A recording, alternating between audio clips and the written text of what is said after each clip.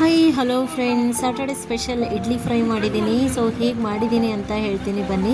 First idli ಅಂದರೆ ನಾನು Friday idli ಮಾಡಿದ್ದೆ. ಸೊ ಇಡ್ಲಿ ಮಿಕ್ಕಿತ್ತು. ನೀವು ಆ್ಯಕ್ಚುಲಿ ಈ ರೆಸಿಪಿ ಇಡ್ಲಿ ಮಾಡಿಬಿಟ್ಟು ಮಾಡಬೇಕು, ತುಂಬ ಚೆನ್ನಾಗಿರುತ್ತೆ. ಅಥವಾ ಉಳಿದಿರೋ ಇಡ್ಲಿಗಳಿಂದನೂ ನೀವು ಮಾಡ್ಬೋದು. ಸೊ ಇಲ್ಲಿ ಇಡ್ಲಿ ಈ ಥರ ಪೀಸಾಗಿ ಅಂದರೆ ಚಿಕ್ಕ ಪೀಸಾಗಿ, ಅಥವಾ ನಿಮ್ಗೆ ದುಡ್ಡು ಬೇಕು ಅಂದರೆ ದೊಡ್ಡದಾಗಿ ನೀವು ಕಟ್ ಮಾಡಿಕೊಂಡು ಮಾಡಿ.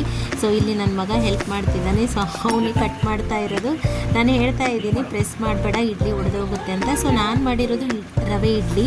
ಸೊ ನೀವು ಅಕ್ಕಿ ಇಡ್ಲಿ ಮಾಡಿದ್ರೆ ಮಿಕ್ಕೋಗಿರೋದು ಅಥವಾ ಮಾಡಿಬಿಟ್ಟು ಮಾಡಿದ್ರಂತೂ ಸಖತ್ತಾಗಿರುತ್ತೆ. ಇದು ಇಡ್ಲಿ ಫ್ರೈಗಂತಲೇ ಇಡ್ಲಿ ಮಾಡ್ಕೊಂಡ್ಬಿಟ್ಟು ನೀವು ಮಾಡಿ, ತುಂಬ ಚೆನ್ನಾಗಿರುತ್ತೆ. ನಮ್ಮ ಮನೇಲಂತೂ ಬೇಡಿ ತಿಂದಿದ್ದಾರೆ. ಅಷ್ಟೊಂದು ಖಾಲಿನೇ ಆಗೋಯಿತು ಒಂದೇ ಸರ್ತಿಗೆ, ಆ ಥರ ಅಂತ ಹೇಳ್ಬೋದು. ಸೊ ನೋಡಿ, ಈ ಥರ ಚಿಕ್ಕ ಇಡ್ಲಿ ಪೀಸ್ಗಳು ಮಾಡ್ಕೊಂಡಾದಮೇಲೆ ನೋಡಿ, ಸ್ಕ್ವಯರ್ ಪೀಸ್ ಆಯಿತು ಅಂದ್ರೂ ಪರವಾಗಿಲ್ಲ, ಈ ಥರ ಮಾಡ್ಕೊಂಡಾದಮೇಲೆ ಒಂದು ಬಾಣಲೆಗೆ ನಾನು ಚಿಕ್ಕ ಸ್ಪೂನಿಂದ ಒಂದು 5 ರಿಂದ 6 ಸ್ಪೂನು ಎಣ್ಣೆ ಹಾಕ್ಕೊತಾ ಇದ್ದೀನಿ. ನಾನಿದು ಮಾಡ್ತಾ ಇರೋದು ಕಬ್ಬಿನ ಬಾಳಿಗೆ ಅಂತ ಹೇಳ್ತೀವಲ್ಲ, ಆ ಒಂದು ಇದರಲ್ಲಿ ಮಾಡ್ತಾಯಿದ್ದೀನಿ. ಟೇಸ್ಟ್ ಸಖತ್ತಾಗಿ ಬರುತ್ತೆ. ಸೊ 5 ರಿಂದ 6 ಚಮಚ ಎಣ್ಣೆ ಹಾಕ್ಕೊಂಡಾದ್ಮೇಲೆ ಜೀರಿಗೆ, ಸಾಸಿವೆ ಇದು ಹಾಕ್ಕೊಂಡಾದ್ಮೇಲೆ ನೀವು ಕರಿಬೇವು ಹಾಕಿ. ಸೊ ಸಾಸಿವೆ ಚೆನ್ನಾಗಿ ಚಿಟಪಟ ಆದಮೇಲೆ ಕರಿಬೇವು ಹಾಕಾದ ನಂತರ ನೋಡಿ, ಇವಾಗ ಇಡ್ಲಿ ಹಾಕ್ಕೊಂಡ್ಬಿಟ್ಟು ಕಲಿಸ್ಕೊಳ್ಳಿ.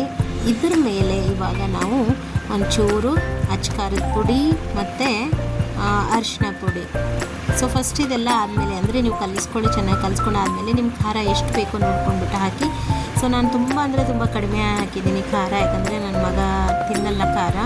ಸೊ ಸ್ವಲ್ಪ ಅರಿಶಿನ ಪುಡಿ ಹಾಕಿ ಒಂಚೂರು ಉಪ್ಪು ಹಾಕಿಬಿಟ್ಟು ನೀಟಾಗಿ ಕಲಿಸ್ಕೊಳ್ಳಿ. ಚೆನ್ನಾಗಿ ಎಷ್ಟು ಚೆನ್ನಾಗಿ ಕಲಿಸ್ತೀರೋ ಅದೆಲ್ಲ ನೀಟಾಗಿ ಅದು ಮಸಾಲೆ ಎಲ್ಲ ಹೀರ್ಕೊಳ್ಳುತ್ತೆ. ಬಟ್ ಎಣ್ಣೆ ಎಲ್ಲ ಹಾಕೋದು ಬೇಡ, ಮೇಲ್ಗಡೆ ಹಾಕಿದ್ರೆ ಅದು ಒಳ್ಳೆ ಟೇಸ್ಟ್ ಕೊಡುತ್ತೆ ನಿಮಗೆ. ಆಮೇಲೆ ಕೊನೆಯಲ್ಲಿ ಕೊತ್ತಂಬರಿ ಸೊಪ್ಪು ಬೇಕಿದ್ದರೆ ನೀವು ಇದಕ್ಕೆಲ್ಲ ಆ್ಯಡ್ ಮಾಡ್ಕೋಬೋದು, ತೆಂಗಿನಕಾಯಿ ತುರಿ ಹಾಕ್ಕೋಬೋದು. ಬಟ್ ನಾನು ಅದನ್ನು ಹಾಕಿಲ್ಲ. ಸೊ ಮಾಮೂಲಿ ಇಡ್ಲಿ ಫ್ರೈ ಹೆಂಗೆ ಮಾಡ್ತೀವೋ ಆ ಥರ ಮಾಡಿದ್ದೀನಿ. ಸೊ ಇದು ಚೆನ್ನಾಗಿ ಕಲಿಸ್ಕೊಂಡು ಆದಮೇಲೆ ನೀಟಾಗಿ ಕಲಿಸ್ಕೊಳ್ಳಿ. ನಾನು ರವೆ ಇಡ್ಲಿ ಮಾಡಿದ್ದಕ್ಕೆ ಸ್ವಲ್ಪ ಅದು ಪ್ರೆಸ್ ಮಾಡಿ ನನ್ನ ಮಗ ಕಟ್ ಮಾಡಿದ್ಮೇಲೆ ಸ್ವಲ್ಪ ಪುಡಿ ಆಗಿದೆ. ನೀವು ಹಾಗೆ ಮಾಡಿ, ತುಂಬ ಚೆನ್ನಾಗಿರುತ್ತೆ. ಅಂದರೆ ನೀಟಾಗಿ ಕಟ್ ಮಾಡಿಕೊಂಡು ಇದಕ್ಕೆ ಕೊನೆಯಲ್ಲಿ ಎಳ್ಳು ಹಾಕಬೇಕು ಫ್ರೆಂಡ್ಸ್. ಎಳ್ಳು ಹಾಕಿದಂತೂ ಎಷ್ಟು ಚೆನ್ನಾಗಿ ಟೇಸ್ಟ್ ಕೊಡುತ್ತೆ ಅಂದರೆ ಸಖತ್ತಾಗಿ ಟೇಸ್ಟ್ ಕೊಡುತ್ತೆ. ಸೊ ನಾನು ಮಾಡಿರೋ ರೆಸಿಪಿ ನಿಮಗೆಲ್ಲ ಇಷ್ಟ ಆಗುತ್ತೆ ಅಂದ್ಕೊತಿದ್ದೀನಿ. ಇವಾಗ ಸರ್ವ್ ಮಾಡ್ತಿದ್ದೀನಿ ನೋಡಿ. ಸೊ ಇಡ್ಲಿ ಫ್ರೈ ಸಖತ್ತಾಗಿರುತ್ತೆ. ನೀವು ಮಾಡಿ ನೋಡಿ ಮನೆಯಲ್ಲಿ. ಸೊ ನೀವು ಮಾಡಾದಮೇಲೆ, ನೀವು ತಿಂದಾದಮೇಲೆ ನನಗೆ ಕಮೆಂಟ್ ಮುಖಾಂತರ ಹೇಳಿ. ನಾನಿದು ವೀಡಿಯೋದಲ್ಲಿ ನೋಡ್ತಾ ಇದ್ದೆ, ನಾನು ಮಾಡಿರಲಿಲ್ಲ. ಸೊ ಹೆಂಗೂ ಇಡ್ಲಿ ಇತ್ತಲ್ವ, ಸೊ ಮಾಡಿ ನೋಡೋಣ ಯಾವ ಥರ ಬರುತ್ತೆ ಟೇಸ್ಟು ಅಂತ.